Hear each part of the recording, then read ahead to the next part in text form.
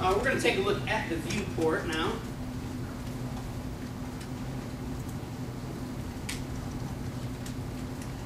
So on this 3D viewport window, we have some basic commands down here. If you click View, that's going to have all of your camera controls that we just looked at down here.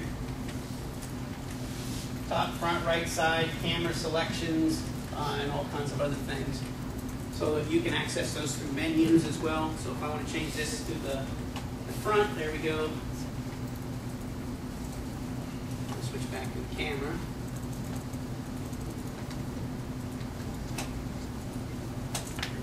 If you want to switch back to the camera, which I suggest for the purposes here, you're going to hit the number pad 0. That will switch to the preset camera, actual camera object that's in there rather than you controlling the camera. Next thing that we come to over here that we're going to talk about is this guy right here, which is the shading mode for the viewport. You probably saw me switch back and forth a few times between different shading modes there. This drop-down lets me choose the shading option in the viewport. It's currently on solid. I can go to bounding box, which basically is just a box around each object showing its dimensions, extreme dimensions. Then wireframe, which shows me the actual 3D model with no shading. Then I can go to solid, which is the shaded faces. And then the last one to choose is texture,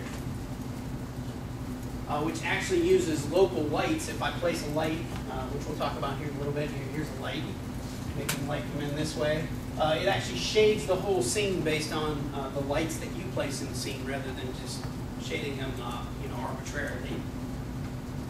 This one obviously is a little more taxing on the machine to do in real time.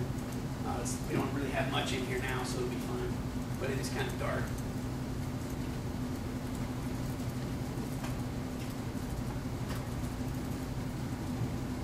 Next thing we want to talk about are transforms. These are your basic move, rotates, and scales. It's called grab, actually, in here. You can use these controls right down here are your move, rotate, and scale controls. So whenever you click on an object, click on my couch, you see I get this three-way arrow here. This means that I have a move command on. And you notice that this little guy here will change based on which of these transforms you have selected. And what this guy's called is a manipulator. It lets you manipulate objects visually. So if I want to move this couch, let's say over to the right a little bit, I can grab the arrow that's pointing in that direction, and it will constrain it, not only right, but also on that particular axis. So you can see that little pink bar going through there. That means that's constrained to that particular axis. If I want to move it up and down, I can grab this guy, and I can only move up and down.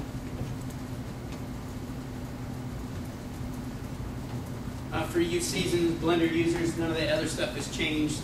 The magic 6 keys work, the G, R, and S, grab, rotate, scale. So if you're a keyboard person, shortcuts, G, R, and S, you can do that as well, grab, rotate, or scale things. So if I have this guy selected, I can hit grab, and it will grab that guy, or rotate. And you can see that here's a rotate command. I can still grab this handle, and it will constrain it to that particular axis of rotation. And scale as well, so I can scale it horizontally or just vertically or however I need to. Those are your basic transforms.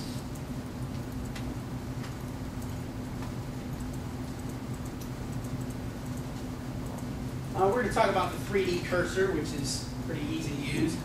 Anywhere where you right click, it will move the 3D cursor around. It might not be visible in your view, but if you right click anywhere, it's going to pop this little candy cane circle up.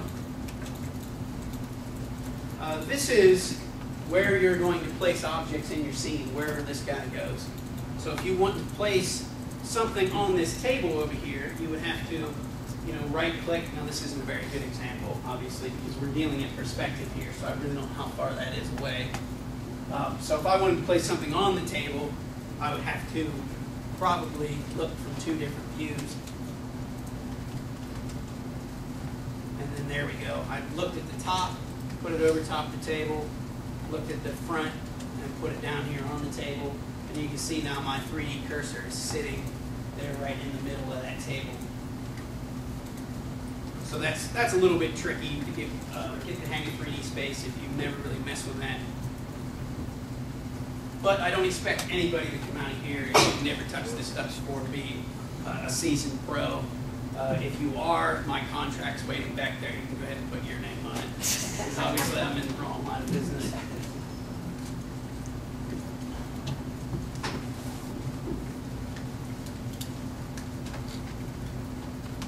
So we'll be referring to this 3D cursor here a few times where we create some objects. We'll throw that in here. You can also use that for a transform pivot, which comes in handy for animation and things like that. So we're not going to talk about that a whole lot. So let's go ahead and add some things to our scene here. The add command, if you're familiar with Blender, used to be spacebar, which you can actually change it back to spacebar. The add command is at the top menu, up the very top where the file and open stuff is. So we're going to add. We have all these things that can be added. A mesh, a curve, surfaces, text. Some of this stuff is for animation purposes. Here we got lights and cameras, things like that. Should I quiz any of my students on what are the 3 objects that you need to have in the scene for it to be complete? Please don't answer that, it'll disappoint me. We're going to go ahead and choose one of these mesh objects. And you can choose any one of these that you want. I'll go ahead and throw Suzanne, the Blender monkey, in here. And she went right on top of the table because that's where my 3D cursor was. Very large Blender head monkey there. So if that's the case, I can go ahead and use scale commands. I can scale this down a little bit. And the way the scale works is if you're dragging away from it, it gets larger. If you're dragging closer to it, it gets smaller.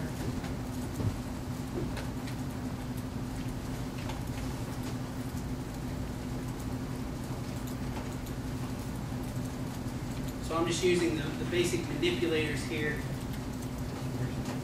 Move, rotate, scale, position this. The last thing that we can do here is after you've thrown some objects in here, move them around, you can hit the render button and calculate all these surfaces and any lights you place in here. We haven't done any lighting yet, but I did want to show you this before we get started.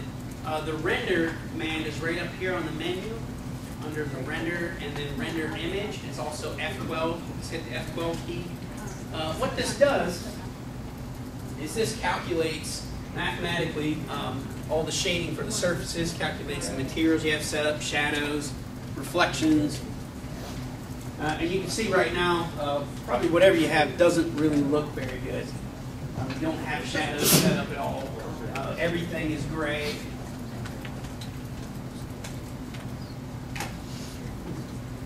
So what we want to do is change this from basically an apartment from the movie 1984 to something that's a little more colorful.